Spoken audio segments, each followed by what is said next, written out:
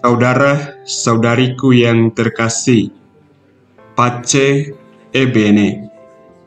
Sabda Tuhan yang kita renungkan pada hari ini diambil dari Injil Lukas pasal 17 ayat 11 sampai dengan 19. Tuhan sertamu. Inilah Injil suci menurut Lukas. Dimuliakanlah Tuhan. Dalam perjalanannya ke Yerusalem, Yesus menyusur perbatasan Samaria dan Galilea. Ketika ia memasuki suatu desa, datanglah 10 orang kusta menemui dia. Mereka tinggal berdiri agak jauh dan berteriak, "Yesus, Guru, kasihanilah kami." Lalu Yesus memandang mereka dan berkata, "Pergilah, perlihatkanlah dirimu kepada imam-imam." Dan sementara dalam perjalanan mereka menjadi tahir. Seorang di antara mereka ketika melihat bahwa ia telah sembuh, kembali sambil memuliakan Allah dengan suara nyaring, lalu tersungkur di depan kaki Yesus dan mengucap syukur kepadanya. Orang itu seorang Samaria. Lalu Yesus berkata, "Bukankah ke-10 orang tadi semuanya telah menjadi tahir? Di manakah yang 9 orang itu? Tidak adakah di antara mereka yang kembali untuk memuliakan Allah selain orang asing ini?"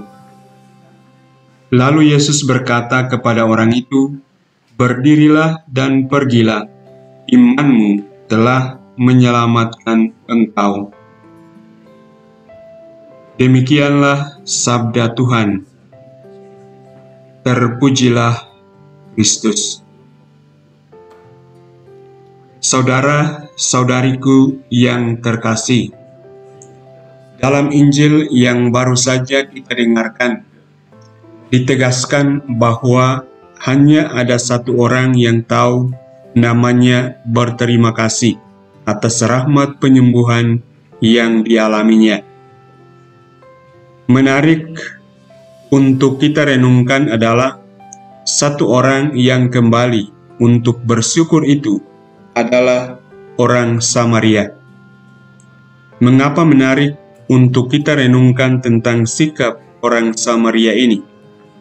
Karena pada zaman Yesus, orang Israel di Samaria dianggap sebagai orang yang kehidupan keagamaannya tidak lagi murni. Singkatnya, dalam kehidupan keagamaan mereka dianggap sebagai orang yang tidak benar dalam praktek hidup keagamaan. Namun apa yang terjadi kita lihat dalam kisah Injil ini, bahwa justru orang yang dianggap tidak tahu hidup keagamaan yang benar, justru memperlihatkan sikap mendasar kehidupan keagamaan, yaitu tahu berterima kasih dalam kehidupannya. Dari Injil hari ini, kita belajar bahwa sikap mendasar kehidupan keagamaan bukan milik orang atau kelompok tertentu. Orang Samaria yang diragukan kehidupan keagamaannya justru memperlihatkan sikap dasar hidup sebagai orang beriman yang luar biasa.